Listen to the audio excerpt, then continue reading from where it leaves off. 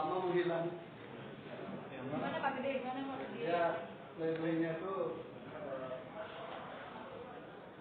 judulnya ini bisa dibaca. Ketika pelaku menjadi pelapor. Ya, Maknanya? judulnya itu ini sesuai dengan isi fakta sidang. Jadi yang isinya nggak mungkin kita ungkap, hanya saya hanya jelaskan aja jumlah halamannya adalah 438 halaman, di mana ini kita urai dari semua fakta sidang, termasuk juga awal mula kasus ini masuk ke pengadilan. Artinya kita juga ungkap bagaimana adanya seperindik ada 3, jadi kejanggalan dari awal kita ada sebutkan. Seperindik ada 3, P19 sampai 6 kali, padahal aturannya tidak begitu ya.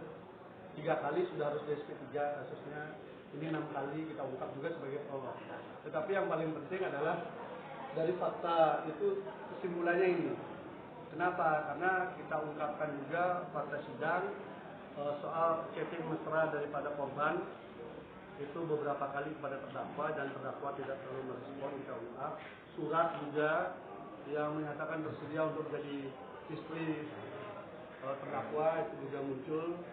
Jadi semua kita ungkap. Dan kami juga meminta kepada penuntut umum karena menghadirkan 2 peristiwa di dalam pidana ini untuk bisa membuktikan lebih terang. Khususnya misalnya peristiwa yang kedua. Peristiwa kedua itu kejadiannya kan pukul 2.30 dini hari. Pukul 2.30 dini hari di dakwaan itu sudah ketemu nama orangnya siapa-siapa yang terkait.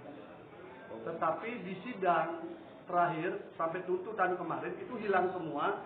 Lalu tiba-tiba saja si korban ini dari pondok langsung ke TKP itu yang jaraknya kalau naik mobil itu, naik kendaraan itu 30 sampai 45 menit itu tiba-tiba sudah ada di TKP. Kita minta untuk dijelaskan bagaimana caranya si korban bisa ke TKP pukul 2.30 dini hari di mana tempatnya sudah hilang. Karena di tuntutan hilang itu. Kenapa ini penting? Karena satu peristiwa itu gugur, maka dia pasal 65 nggak bisa dipakai. Jadi tuntutan sadisnya jaksa nggak bisa dipakai. Kita minta itu dihadirkan nanti di replik, bisa nggak? Kalau nggak bisa itu otomatis gugur. Karena apa? Karena nama yang disebutkan membonceng dia itu sudah membantah. Orang yang ketemu dengan dia di lokasi juga membantah. Orang yang katanya melihat WA ancaman juga membantah. Jadi sebanyak sekali peristiwa fiktif yang ditarik fakta. Tadi kami sudah ungkap juga. Sehingga memang bacaannya cukup panjang ya. Cukup panjang. Tapi yang pasti ini bukan novel fiksi, ini fakta. Dan di sini juga dihadirkan pertarungan antara saksi testimoni itu dan saksi fakta. Jaksa sendiri mengakui dalam tuntutannya bahwa mayoritas saksi mereka adalah testimonium de auditu dan meminta kepada majelis hakim agar memakai saksi testimonium de auditu. Padahal KUHP kita mengatur itu dilarang. Pelajaran hukum kita juga melarang itu dipakai, tapi JPU meminta itu dipakai. Dan kami hadirkan saksi fakta.